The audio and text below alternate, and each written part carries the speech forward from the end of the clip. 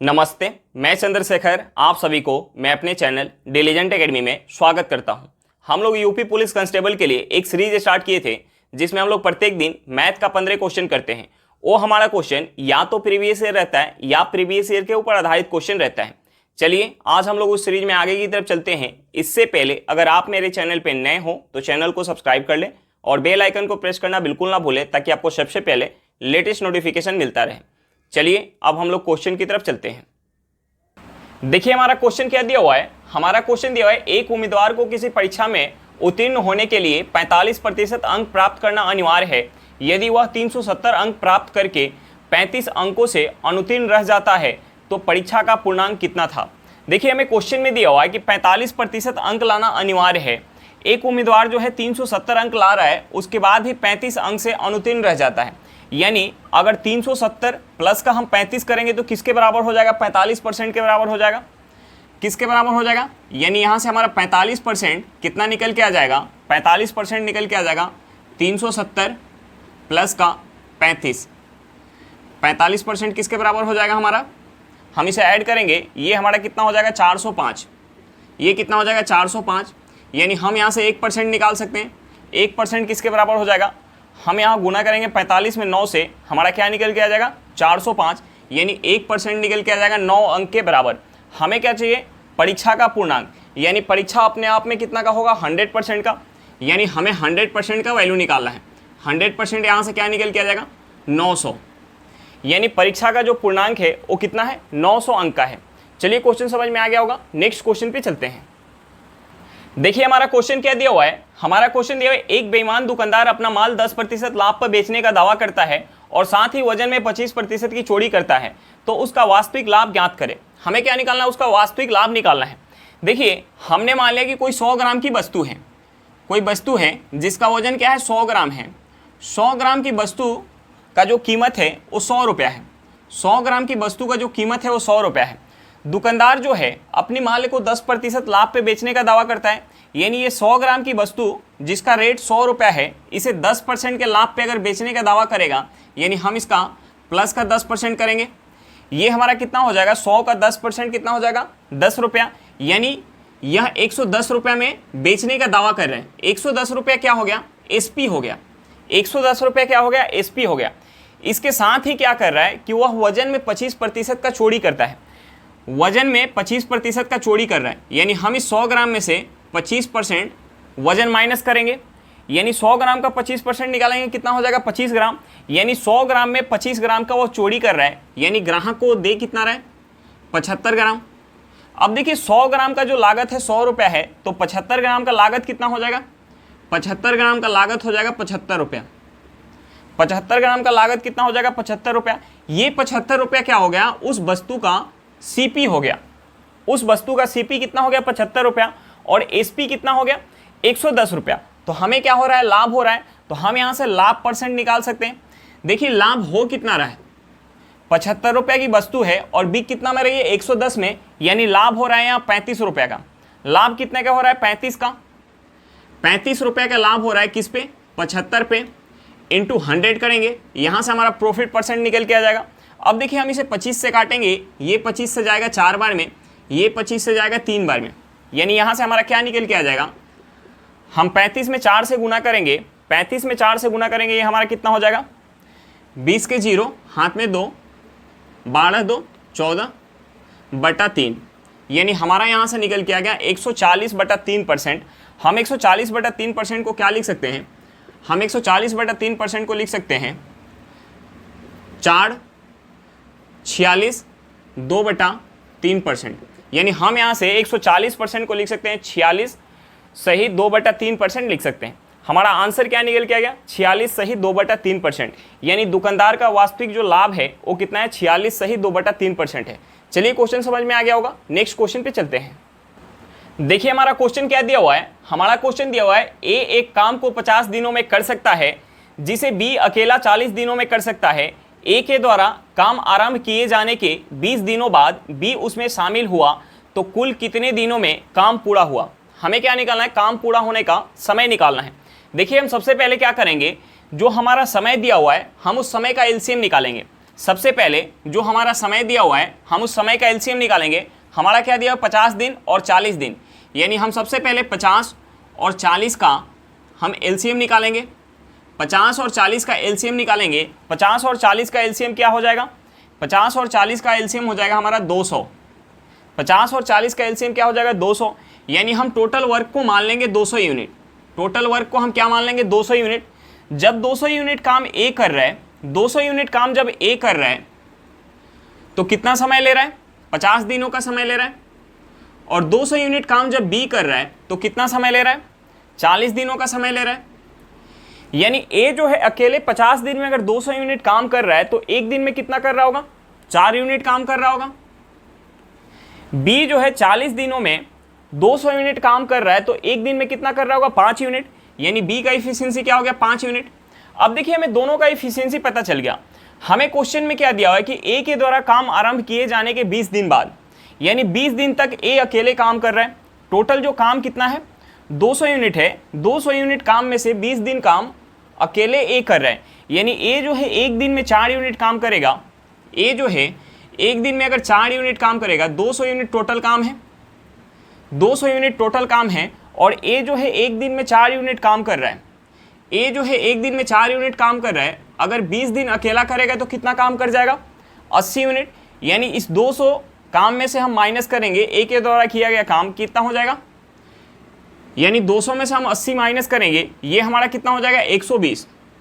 अब जो शेष काम बच गया था, 120 यूनिट काम बच गया था, 20 दिनों बाद बी उसमें शामिल हो जाता है। यानी अब जो है ए भी काम करेगा और बी भी करेगा, यानी एक दिन में ए 4 यूनिट काम करेगा और बी 5 यूनिट, यानी दोनों मिलके जब काम करेंगे तो एक दिन में 9 यूनिट काम होगा। और शेष काम हमें कितना करना है? 120 यूनिट।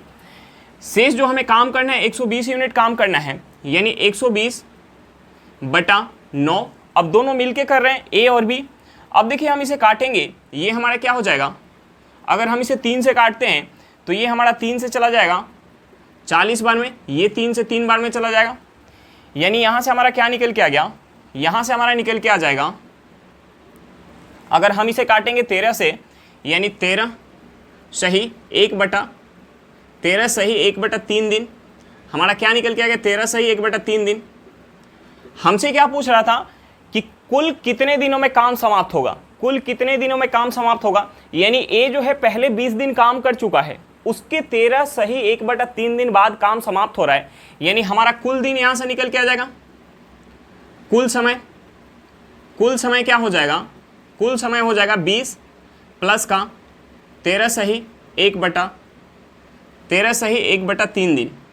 यानी हम इसे ऐड करेंगे तो हमारा क्या हो जाएगा? यहाँ से हम इसे ऐड करेंगे तो ये हमारा हो जाएगा, ये हो जाएगा 33 सही 1/3 दिन। हमारा आंसर क्या निकल के आ गया? 33 सही 1/3 दिन में पूरा काम समाप्त हो जाएगा। चलिए क्वेश्चन समझ में आ गया होगा, नेक्स्ट क्वेश्चन पे चलते हैं। देखिए हमारा क्वेश्चन क्या दिया हुआ है? हमारा क्वेश्चन दिया है नल ए किसी टंकी को 16 मिनट में भर सकता है, नल बी उसी टंकी को 10 मिनट में भर सकता है तथा सी उसी टंकी को 8 मिनट में खाली कर सकता है। सभी नल बारी बारी से खोला जाता है तथा शुरुआत ए से करते हैं, तो टंकी को भरने में कितना समय लगेगा? हमें क्या निकालना? टंकी का भरने का समय निकालना है। देखिए हम सबसे पहले क्या करेंगे, जो हमारा समय दिया हुआ है हम उस समय का एलसीएम निकालेंगे। सबसे पहले हमारा जो समय दिया हुआ है यानी 16 मिनट, 10 मिनट और 8 मिनट का हम एलसीएम निकालेंगे, यानी 16, 8, 10 का हम एलसीएम निकालेंगे। 16, 8 और 10 का एलसीएम हमारा क्या हो जाएगा? 80 हो जाएगा। 16, 8 और 10 का एलसीएम क्या हो जाएगा? 80 हो जाएगा। हम टंकी का कैपेसिटी मान लेंगे 80 यूनिट। टंकी का कैपेसिटी क्या मान लेंगे? 80 यूनिट। अब देखिए हमें 80 यूनिट पानी भरना है, 80 यूनिट पानी भरना है, यानी ए जब 80 यूनिट पानी भर रहा है तो कितना समय लगा रहा है? 16 मिनट का समय लगा रहा है। ए जब 80 यूनिट पानी भर रहा है तो 16 मिनट का समय ले रहा है। बी जब 80 यूनिट पानी भर रहा है तो कितना समय ले रहा है? बी जब 80 यूनिट पानी भर रहा है तो 10 मिनट का समय ले रहा है, 10 मिनट का।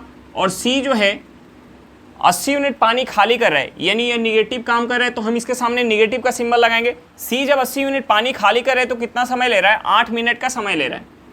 अब देखिए ए जो है 16 मिनट में 80 यूनिट पानी टंकी के अंदर भर रहा है, तो 1 मिनट में कितना भरेगा? 5 यूनिट, यानी ए का इफिशियंसी क्या हो गया? 5 यूनिट। बी जो है 10 मिनट में 80 यूनिट पानी भर रहा है, तो 1 मिनट में कितना भरेगा? 8 यूनिट, यानी यहाँ से बी का इफिशियंसी क्या हो गया? 8 यूनिट। सी जो है 8 मिनट में 80 यूनिट पानी खाली कर रहा है, तो 1 मिनट में कितना करेगा, 10 यूनिट पानी खाली करेगा, यानी यहाँ क्या हो जाएगा, -10 हो जाएगा। माइनस हम यहाँ क्यों लगाएंगे, क्योंकि ये निगेटिव काम कर रहा है, पानी खाली करने का काम कर रहा है। अब देखिए हमें क्वेश्चन में दिया हुआ है कि बारी बारी से नल खोला जाता है और शुरुआत कौन करता है, ए करता है, यानी पहले मिनट ए के लिए खोला जाएगा, ए जो है पहले मिनट आएगा, ए जो है पहले मिनट आएगा, और ए पहले मिनट आके कितना पानी भरेगा, 5 यूनिट पानी भरेगा। उसके बाद बी आएगा, बी 1 मिनट के लिए आएगा और कितना पानी भरेगा टंकी के अंदर, 8 यूनिट पानी भरेगा। उसके बाद सी आएगा, सी 1 मिनट के लिए आएगा और टंकी से कितना पानी खाली कर देगा, 10 यूनिट पानी खाली कर देगा, यानी -10 करेंगे यहाँ। अब देखिए यहाँ से हमारा टोटल समय कितना हो गया, 3 मिनट समय लग गया। यहाँ से जो हमारा समय लग गया 3 मिनट का समय लग गया, और टंकी के अंदर पानी कितना भरा गया, 8 5 13, -10 करेंगे यानी 3 यूनिट, यानी 3 मिनट में टंकी के अंदर 3 यूनिट पानी भरा गया। हमें पानी कितना भरना है, 80 यूनिट पानी भरना है। तो हम सबसे पहले क्या करते हैं, इस टोटल 80 यूनिट में से ए कितना भर रहा है 1 मिनट में, 5 यूनिट, और बी कितना भर रहा है 8 यूनिट, यानी हम इसमें से 13 यूनिट माइनस कर लेते हैं। अगर हम इसमें से 13 यूनिट माइनस करेंगे तो हमारा कितना हो जाएगा, 13 यूनिट माइनस करेंगे तो हमारा हो जाएगा 67। 67 जो हमारा है 3 के मल्टीपल नहीं है, तो हम 67 के करीब 3 का मल्टीपल ले लेते हैं, यानी हमारा 69 जो है 3 का मल्टीपल है। यानी अगर हमें 69 यूनिट पानी भरना है, 69 यूनिट पानी भरना है, यानी हम 3 में अगर 23 से गुणा करेंगे तो हमारा क्या निकल के आएगा, 69 निकल के आएगा। तो हम इस साइड भी 3 में 23 से गुणा करेंगे, यानी यहाँ भी हम 3 में 23 से गुणा करेंगे तो हमारा क्या हो जाएगा, 69 मिनट। अब देखिए 69 मिनट में 69 यूनिट पानी भरा गया, 69 मिनट में 69 यूनिट पानी भरा गया। अब अगले मिनट कौन आएगा, ए आएगा, अगले मिनट ए आएगा। ए जो है 1 मिनट में कितना पानी भरेगा, ए जो है 1 मिनट में 5 यूनिट पानी भरेगा, ए जो है 1 मिनट में 5 यूनिट पानी भरेगा।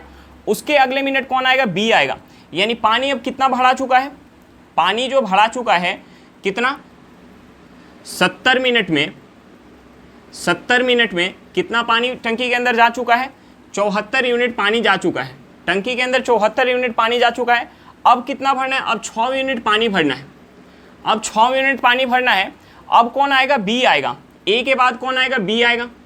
बी जो है 1 मिनट में 8 यूनिट पानी भर रहा है, 1 मिनट में 8 यूनिट पानी भर रहा है, यानी 1 यूनिट पानी भरने में कितना समय लग जाएगा, 1/8 मिनट। अब पानी कितना भरना है, 6 यूनिट भरना है, यानी यहाँ समय कितना लग जाएगा, 6/8 मिनट, 6/8 मिनट। यानी हम यहाँ से अगर टोटल समय निकालेंगे, टोटल समय, तो हमारा कितना हो जाएगा, अगर हम 70 में इसे ऐड करेंगे, हम इसे 6/8 को क्या लिख सकते हैं, 6/8 को लिख सकते हैं 3/4, यानी हमारा हो जाएगा 70 प्लस का 3/4 मिनट, यानी हम इसे लिख सकते हैं 70 सही 3/4 मिनट। हमारा टोटल समय क्या निकल के आ गया टंकी भरने का, 70 सही 3/4 मिनट। चलिए क्वेश्चन समझ में आ गया होगा, नेक्स्ट क्वेश्चन पे चलते हैं। देखिए हमारा क्वेश्चन क्या दिया हुआ है, हमारा क्वेश्चन दिया हुआ 1750 रुपया के ऋण पे 5% मासिक साधारण ब्याज की दर से 2 वर्ष का साधारण ब्याज क्या होगा। हमें क्या निकालना है, 2 वर्ष का साधारण ब्याज निकालना है। देखिए हमें ब्याज का जो दर दिया हुआ है वो हमारा क्या दिया हुआ है, मंथली दिया हुआ है, यानी 5% मासिक साधारण ब्याज मिल रहा है। यानी हम इसे सालाना अगर बनाएंगे, यानी वार्षिक हम बनाएंगे तो कितना हो जाएगा, यानी 1 साल में कितना महीना होता है, 12 महीना, यानी अगर हम सालाना इसे वसूलेंगे तो ये कितना हो जाएगा, 12×5 = 60, यानी 60% का वार्षिक ब्याज हो जाएगा। अब देखिए हमारा जो प्रिंसिपल है, यहाँ प्रिंसिपल कितना है, 750 रुपया है। अगर हम रेट को वार्षिक बना लेते हैं तो ये कितना हो जाएगा, 60% वार्षिक हो जाएगा, 60% क्या हो जाएगा, वार्षिक हो जाएगा। अगर 5% मासिक है तो साधारण ब्याज में प्रत्येक महीना में बराबर ब्याज मिला होगा, यानी 12 महीना में कितना मिल जाएगा, 60%। हमें टाइम क्या दिया हुआ है, टाइम दिया हुआ है 2 वर्ष, टाइम क्या दिया हुआ है, 2 वर्ष। तो हम यहाँ से एसआई निकाल सकते हैं। हमें क्या निकालना है, साधारण ब्याज निकालना है, तो हम यहाँ से एसआई निकाल सकते हैं। देखिए पहले वर्ष अगर 60% के दर से अगर ब्याज मिल रहा है तो दूसरे वर्ष भी क्या मिलेगा, 60% के दर से ही ब्याज मिलेगा, यानी 2 वर्ष में कितना मिल जाएगा, 120% ब्याज मिल जाएगा। यानी हम यहाँ से अगर एसआई निकालेंगे, एसआई इक्वल टू क्या हो जाएगा, 1750 का 120%, 1750 का 120%, 2 जीरो से 2 जीरो हमारा कट जाएगा। हम इसमें 12 से गुणा करेंगे, 12×5 = 60 के 0, हाथ में 6, 12×7 = 84, 84 में 6 ऐड करेंगे कितना हो जाएगा, 84 6 90, हाथ में 9, बाड़े में 9 ऐड करेंगे कितना हो जाएगा 21, यानी हमारा क्या निकल के आ गया एसआई जो निकल के आ गया 2100 रुपया निकल के आ गया। चलिए क्वेश्चन समझ में आ गया होगा, नेक्स्ट क्वेश्चन पे चलते हैं। देखिए हमारा क्वेश्चन क्या दिया हुआ है, हमारा क्वेश्चन दिया अभय ने 6000 रुपया चक्रवृद्धि ब्याज के दर से 2 वर्ष के लिए ऋण दिया, यदि 2 वर्ष बाद उसे कुल 6615 रुपये प्राप्त हुए तो ब्याज की वार्षिक दर ज्ञात करें। हमें क्या निकालना है, रेट निकालना है। हमें यहाँ प्रिंसिपल दिया हुआ है, टाइम दिया हुआ है और अमाउंट दिया हुआ है। देखिए हमें कभी भी प्रिंसिपल दिया हो, यानी यहाँ हमें प्रिंसिपल कितना दिया हो 6000 रुपया, प्रिंसिपल 6000 रुपया दिया हुआ है, अमाउंट कितना दिया हुआ है 6615 रुपया दिया हुआ है, और हमें समय कितना दिया है 2 साल। देखिए हमें कभी भी चक्रवृद्धि ब्याज के दर से हमें प्रिंसिपल दिया हो, अमाउंट दिया हो और समय दिया हो और हमें रेट निकालना हो, तो हम सबसे पहले क्या करेंगे, प्रिंसिपल और अमाउंट को सेम टेबल से काटने का कोशिश करेंगे। यानी हम इसे 5 से काट सकते हैं दोनों को। अगर 5 से काटेंगे तो ये 1200 बार में जाएगा, ये 5 से 1 बार में जाएगा हारसी लेके यानी 16, 3 बार में जाएगा हारसी लेके 11, 2 बार में जाएगा हारसी लेके यानी 15 यानी 3 बार में जाएगा, ये 1323 बार में जाएगा। उसके बाद हम फिर से इसे काटने का कोशिश करेंगे, ये हमारा 3 से कट सकता है, 3 से ये कितने बार में जाएगा 400 बार में, ये 3 से कितने बार में जाएगा 4 बार में, 4 बार में, 1 बार में, यानी 441 बार में गया। अब देखिए हमारा यहाँ समय क्या दिया हुआ है, समय 2 साल दिया हुआ है, तो हम इसका क्या करेंगे, जब हमारा टेबल से कटना बंद हो जाएगा, यानी इसके बाद हम इसे इन दोनों को सेम टेबल से नहीं काट सकते, तो हम इसका क्या करेंगे, अगर हमारा समय 2 साल दिया होगा तो स्क्वायर रूट निकालेंगे, अगर समय 3 साल दिया होगा तो हम क्यूब रूट निकालेंगे। समय 2 साल दिया हुआ है, हम स्क्वायर रूट इसका निकालेंगे, यानी स्क्वायर रूट निकालेंगे तो ये क्या हो जाएगा, ये हमारा हो जाएगा 20, ये कितना हो जाएगा 21। यानी कोई धन जो है 20 रुपया से 21 रुपया हो गया एक साल में, कोई धन जो है 20 रुपया से 21 रुपया हो गया एक साल में, यानी यहाँ ब्याज कितने का मिला, 1 का मिला, किस पे 20 पे, इनटू क्या करेंगे 100 करेंगे। अब देखिए हम इसे 20 से काटेंगे 5 बार में, हमारा रेट क्या निकल के आएगा 5%, हमारा रेट क्या निकल के आएगा 5%। चलिए क्वेश्चन समझ में आ गया होगा, नेक्स्ट क्वेश्चन पे चलते हैं। देखिए हमारा क्वेश्चन क्या दिया हुआ है, हमारा क्वेश्चन दिया है यदि 2 संख्याओं b और 4b का औसत 10 है तो b का मान ज्ञात करें। हमें क्या निकालना है, b का मान निकालना है। हमें क्या दिया है, b और 4b का औसत 10 है, यानी हम यहाँ से b और 4b का औसत कैसे निकालेंगे, b प्लस का 4b बटा 2, 2 संख्या है तो हम 2 से भाग करेंगे, इक्वल टू हमारा क्या दिया हुआ 10 दिया हुआ है, हम यहाँ से इसे ऐड करेंगे क्या हो जाएगा 5b इक्वल टू, यहाँ हम क्रॉस गुना कर लेंगे, ये कितना हो जाएगा 20 हो जाएगा, 5b किसके बराबर निकल के आ गया 20 के बराबर, यानी b हमारा यहाँ से क्या हो जाएगा 4 हो जाएगा, यानी हमारा आंसर क्या निकल के आ गया 4 निकल के आ गया। चलिए क्वेश्चन समझ में आ गया होगा, नेक्स्ट क्वेश्चन पे चलते हैं। देखिए हमारा क्वेश्चन क्या दिया हुआ है, हमारा क्वेश्चन दिया है 3 बर्तनों में पानी तथा दूध का अनुपात क्रमशः 2:1, 2:3 तथा 3:2 है। यदि इन्हें 1:2:3 के अनुपात में मिलाया जाता है तो प्राप्त मिश्रण में पानी तथा दूध का अनुपात ज्ञात करें। हमें क्या निकालना है, प्राप्त मिश्रण में पानी और दूध का हमें क्या निकालना है, अनुपात निकालना है। देखिए हमें क्या बोल रहा है कि तीनों बर्तन को, यानी पहले बर्तन से अगर हम 1 यूनिट आयतन लेंगे तो दूसरे बर्तन से क्या लेंगे 2 यूनिट, और तीसरे बर्तन से 3 यूनिट आयतन लेके एक नया मिश्रण बनाएंगे। उस मिश्रण में हमसे क्या पूछ रहा है, पानी और दूध का रेशियो। तो देखिए हमें 3 बर्तन दिया हुआ है, हमें जो है 3 बर्तन दिया हुआ है, 3 बर्तन दिया हुआ है, और तीनों बर्तन में हमें क्या दिया, पानी और दूध का रेशियो दिया हुआ है। तीनों बर्तन में हमें पानी और दूध का रेशियो दिया हुआ है। पहले बर्तन में रेशियो क्या है 2:1 है, दूसरे बर्तन में रेशियो क्या है 2:3 है, और तीसरे बर्तन में क्या है 3:2 है। देखिए हम सबसे पहले क्या करेंगे, तीनों बर्तन का आयतन बराबर करेंगे। अब देखिए पहले बर्तन का आयतन, दूसरे बर्तन का आयतन और तीसरे बर्तन का आयतन हम सबसे पहले निकालते हैं। देखिए पहले बर्तन में 2 यूनिट दूध है, पानी है, और 1 यूनिट क्या है दूध है, यानी यहाँ इसका आयतन कितना हो गया 3 यूनिट। दूसरे बर्तन में 2 यूनिट क्या है पानी है और 3 यूनिट दूध है, यानी इसका आयतन कितना है 5 यूनिट। तीसरे बर्तन में 3 यूनिट पानी है और 2 यूनिट दूध है, यानी इसका आयतन क्या है 5 यूनिट। तो हम सबसे पहले क्या करेंगे, तीनों बर्तन का आयतन बराबर करेंगे। आयतन बराबर करने के लिए अगर हम इसमें 5 से गुना कर दें और इसमें 3 से गुना कर लें और इसमें भी 3 से गुना कर लें, यानी सब हमारा क्या बन गया 15-15 बन गया। अब देखिए तीनों बर्तन का आयतन बराबर हो गया, और हमें क्या बोल रहा है कि तीनों बर्तन को 1:2:3 के अनुपात में लेके एक नया मिश्रण बना रहे हैं। अब देखिए पहले बर्तन से अगर हम 1 यूनिट लेंगे तो दूसरे बर्तन से कितना लेंगे 2 यूनिट, और तीसरे बर्तन से कितना लेंगे 3 यूनिट। अब देखिए यहाँ से हमारा जो रेशियो निकल के आएगा, हम इस रेशियो में क्या करेंगे 5 और 1 से गुना करेंगे, यानी 5 गुने 1 कितना हो जाएगा, 5 हो जाएगा। यानी हम इस रेशियो में 5 से गुना करेंगे, हमारा कितना हो जाएगा, 10:5 हो जाएगा। हमारा कितना हो जाएगा, 10:5। इस रेशियो में हम गुना करेंगे 3 गुने 2 यानी 6 से गुना करेंगे, ये हमारा कितना हो जाएगा, 12। 6 दूनी 12 और 6 तियाँ 18। उसके बाद हम इसमें गुना करेंगे 3 × 3 यानी 9 से गुना करेंगे इसमें, तो हमारा कितना हो जाएगा, 9×3 27:18। अब देखिए हम यहाँ ऐड करेंगे इसे, हम यहाँ इसे ऐड करेंगे, ये हमारा कितना हो जाएगा, 27, 2 29, 39 और ये कितना हो जाएगा, 49 हो जाएगा। ये हमारा कितना हो गया, 49:2। इसे ऐड करेंगे तो हमारा कितना हो जाएगा, 36 और 5 कितना हो जाएगा, 41 हो जाएगा। 36 5 कितना हो जाएगा, 41 हो जाएगा। यानी नए बर्तन में हमारा पानी और दूध का रेशियो क्या निकल के आ गया, 49:41। हमारा आंसर क्या निकल के आ गया, 49:41। चलिए क्वेश्चन समझ में आ गया होगा। नेक्स्ट क्वेश्चन पे चलते हैं। देखिए हमारा क्वेश्चन क्या दिया हुआ है, हमारा क्वेश्चन दिया हुआ है एक व्यापार में ए सक्रिय साझेदार है तथा बी निष्क्रिय साझेदार है। ए 5,000 रुपये का निवेश करता है तथा बी 6,000 रुपये निवेश करता है। ए को लाभ का 15% व्यापार संभालने के लिए मिलता है और शेष लाभ उनके पूंजी के अनुपात में बढ़ जाता है। 880 रुपये के कुल लाभ में से ए को कितनी राशि मिलेगी। हमें क्या निकालना है, ए की राशि निकालना है। लाभ में से ए को कितना मिलेगा उस राशि को हमें निकालना है। देखिए सबसे पहले ए को क्या मिल रहा है, सबसे पहले ए को जो है कुल लाभ का 15% व्यापार संभालने के लिए मिल रहा है। यानी हम सबसे पहले इस 880 का 15% निकालेंगे। इस 880 का हम 15% निकालेंगे, यहाँ से हमारा क्या हो जाएगा, 1 0 से 1 0 चला जाएगा। हम इसे काटेंगे, ये हमारा 2 से 5 बार में जाएगा, ये 2 से 44 बार में जाएगा, ये हमारा 5 से कितने बार में चला जाएगा, 3 बार में।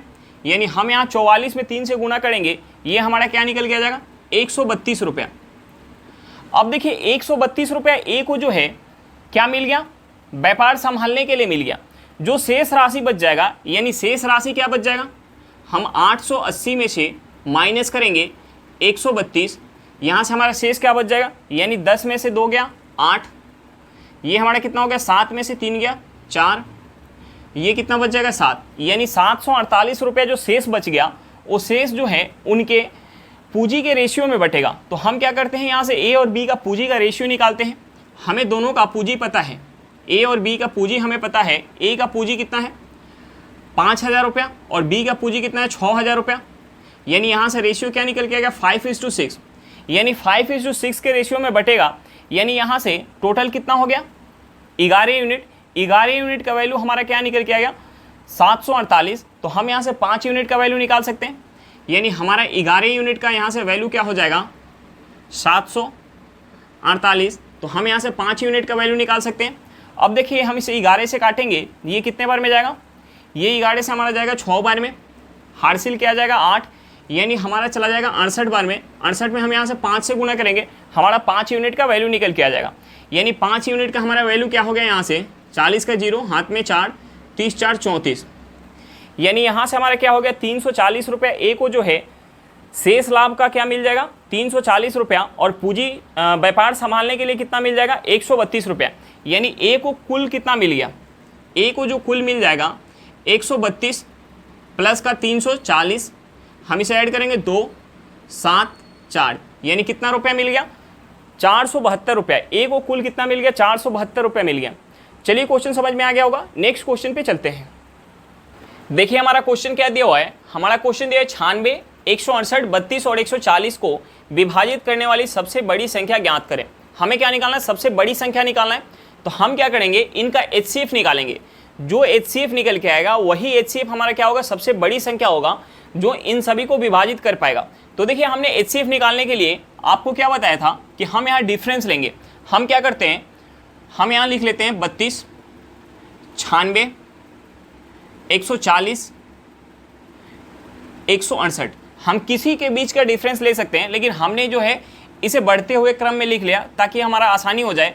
देखिए हम 32 और 96 के बीच का डिफरेंस लेंगे। 32 और 96 के बीच का डिफरेंस हमारा क्या हो जाएगा, हम यहाँ माइनस करेंगे, ये हमारा हो जाएगा 4, ये कितना हो जाएगा 6, यानी 64 हो जाएगा।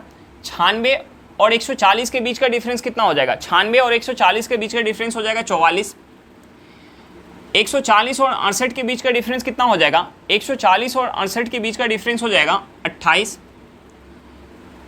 कितना हो जाएगा डिफरेंस 28। उसके बाद 64 हम 44 के बीच का डिफरेंस लेंगे, 64 और 44 के बीच का डिफरेंस कितना हो जाएगा 20 हो जाएगा। उसके बाद हम 44 और 28 के बीच का डिफरेंस लेंगे, 44 और 28 के बीच का डिफरेंस कितना हो जाएगा, 44 और 28 के बीच का डिफरेंस हो जाएगा हमारा 16। उसके बाद हम इन दोनों के बीच का डिफरेंस लेंगे, यानी 20 और 16 के बीच का डिफरेंस क्या हो जाएगा 4 हो जाएगा। अब देखिए यहाँ जो हमारा निकल के आया डिफरेंस, कई बार क्या होता है यही हमारा HCF हो जाता है, कई बार क्या होता है इसका फैक्टर HCF होता है। तो देखिए हम इसको चेक करने के लिए कि हमारा HCF यही होगा या नहीं होगा, तो हम क्या करते हैं इससे सब में भाग दे के देखते हैं। HCF जो हमारा होता है सभी को काटता है, यानी हम सब में भाग दे के देखेंगे, यहाँ हमारा 4 से सभी संख्या कट जाएगी, यानी हमारा HCF यहाँ क्या निकल के आ गया 4 निकल के आ गया, यानी हमारा आंसर क्या होगा A होगा। चलिए क्वेश्चन समझ में आ गया होगा, नेक्स्ट क्वेश्चन पे चलते हैं। देखिए हमारा क्वेश्चन क्या दिया हुआ है, हमारा क्वेश्चन दिया है जब किसी संख्या को क्रमशः 3, 4 और 7 से विभाजित किया जाता है तो शेष क्रमशः 2, 3 और 6 प्राप्त होता है। जब उसी संख्या को 42 से विभाजित किया जाए तो शेष ज्ञात करें। तो हमें सबसे पहले उस संख्या को निकालना पड़ेगा। देखिए हमें क्या दिया हुआ है, हमें दिया हुआ है कि उस संख्या में अगर हम 3, 4 और 7 से भाग देते हैं तो शेष क्रमशः क्या बच रहा है, शेष बच रहा है 2, 3 और 6। देखिए इनके बीच का डिफरेंस क्या है, इनके बीच का डिफरेंस क्या है, डिफरेंस जो है 3 में से 2 माइनस करेंगे 1 हो जाएगा, 4 में से 3 माइनस करेंगे 1 और 7 में से 6 माइनस करेंगे क्या हो जाएगा 1 हो जाएगा।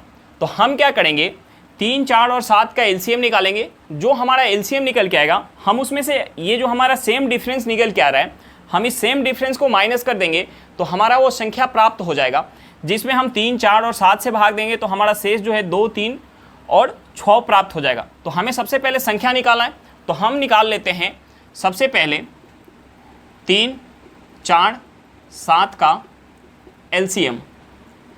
3, 4 और 7 का एलसीएम निकालेंगे, हमारा क्या हो जाएगा 3, 4 और 7 का जो एलसीएम हो जाएगा हम यहाँ गुना कर लेंगे, गुना करेंगे क्या हो जाएगा 12 सत्ते 84। एलसीएम क्या निकल के आएगा 84 निकल के आएगा, एलसीएम हमारा क्या निकल के आएगा 84। अब देखिए हमें संख्या निकालना था, तो हमारी संख्या क्या हो जाएगी, संख्या जो हो जाएगी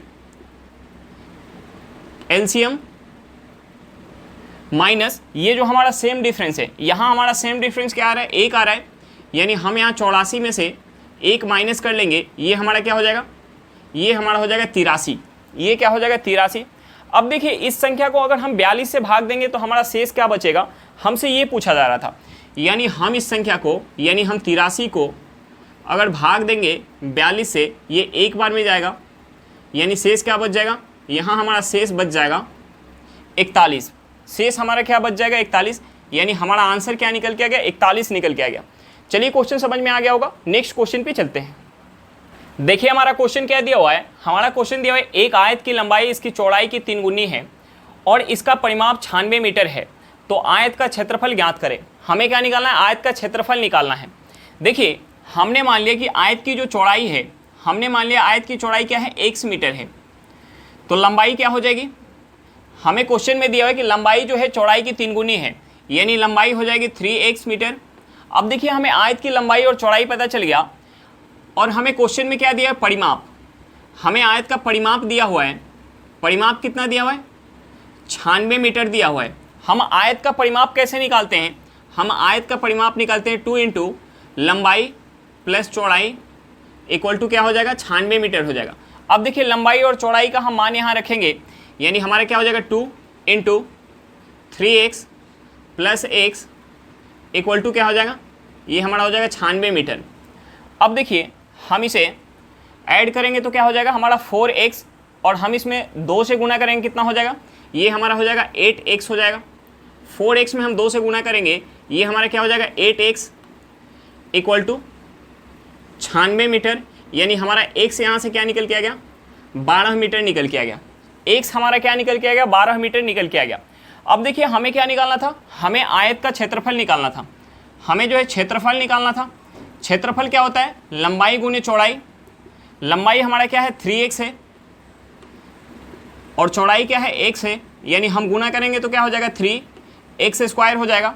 अब देखिए हम यहाँ x का वैल्यू पुट करेंगे, x का वैल्यू हमारा क्या निकल के आया 12 मीटर, यानी हम यहाँ x का वैल्यू पुट करेंगे 3 इंटू 12 गुने 12 12 का स्क्वायर क्या होता है 144, 12 का स्क्वायर क्या होता है 144, 144 में हम 3 से गुना करेंगे, ये हमारा क्या हो जाएगा 12, हाथ में एक 12 एक 13, हाथ में एक, ये क्या हो जाएगा 3 एक 4, यानी हमारा क्या निकल के आ गया, हमारा निकल के आ गया 432 मीटर स्क्वायर। आयत का क्षेत्रफल हमारा क्या निकल के आ गया 432 मीटर स्क्वायर। चलिए क्वेश्चन समझ में आ गया होगा, नेक्स्ट क्वेश्चन पे चलते हैं। देखिए हमारा क्वेश्चन क्या दिया हुआ है, हमारा क्वेश्चन दिया 2 रेलगाड़ियां जो क्रमशः 150 मीटर तथा 120 मीटर लंबी है, विपरीत दिशा में आते हुए एक दूसरे को 10 सेकंड में पार करती है। यदि दूसरी रेलगाड़ी की चाल 43.2 किलोमीटर पर घंटा है तो पहली की चाल क्या होगी। हमें क्या निकालना है, पहली रेलगाड़ी की चाल निकालना है। देखिए जब कोई रेलगाड़ी किसी दूसरी रेलगाड़ी को पार करती है तो उस केस में क्या होता है कि अपनी लंबाई प्लस की जिस रेलगाड़ी को पार करती है उसकी लंबाई के बराबर दूरी चलती है। अब देखिए यहाँ जो है दोनों रेलगाड़ी की लंबाई हमें दिया हुआ है और उसे क्रॉस करने में कितना समय लग रहा है, 10 सेकंड का समय लग रहा है। तो हम यहाँ से स्पीड निकाल सकते हैं। हमारा यहाँ डिस्टेंस क्या हो जाएगा, यहाँ हमारा डिस्टेंस हो जाएगा 150 मीटर प्लस का 120 मीटर, यानी ये हमारा क्या हो जाएगा, ये हो जाएगा 270 मीटर। यहाँ हमारा टाइम क्या है, टाइम जो है 10 सेकंड है। तो हम यहाँ से स्पीड निकाल सकते हैं, हम यहाँ से स्पीड निकाल सकते हैं। हमारा स्पीड यहाँ से निकल के आ जाएगा 270 बटा 10। हम इसे काटेंगे, ये हमारा 0 से 0 चला जाएगा, यानी क्या निकल के आ गया 27 मीटर पर सेकेंड, 27 मीटर पर सेकेंड। अब देखिए हम इसे चेंज कर लेते हैं किलोमीटर पर घंटा में। किलोमीटर पर घंटा में चेंज करने के लिए हमें क्या करना पड़ेगा, 27 गुने 18/5 करना पड़ेगा। ये हमारा क्या हो जाएगा किलोमीटर पर घंटा में। अब देखिए हम यहाँ 5 से, हम इसमें सबसे पहले हम क्या करते हैं, गुना कर लेते हैं। हम गुना कर लेंगे यहाँ सबसे पहले, अगर 18 से हम 7 में गुना करेंगे क्या होगा, 126 का 6, हाथ में 12, 18 दूनी 36, 36 2 38, 38 10 48 बटा 5। अब हम इसे 5 से भाग देंगे तो यहाँ हमारा क्या निकल के आ जाएगा, 5 से भाग देंगे ये जाएगा 9 बार में, हाथ में क्या हो जाएगा 3, यानी 36, 7 5 35, हाथ में 1 1, ये कितने बार में जाएगा 2 बार में, यानी हमारा क्या निकल के आ गया, हमारा निकल के आ गया 97.2 किलोमीटर पर घंटा। ये हमारा स्पीड कैसा होगा, एक दूसरे को विपरीत दिशा में जाते हुए क्रॉस कर रही है, यानी ये हमारा कैसा स्पीड होगा, रिलेटिव स्पीड। यानी रिलेटिव स्पीड में दोनों अगर एक दूसरे के विपरीत जा रही है तो दोनों का स्पीड ऐड हुआ होगा। अब देखिए हमें एक रेलगाड़ी की स्पीड हमें पता है, तो हमें रिलेटिव स्पीड पता है, हम उसमें से माइनस कर लेंगे तो दूसरी रेलगाड़ी का हमारा स्पीड निकल के आ जाएगा।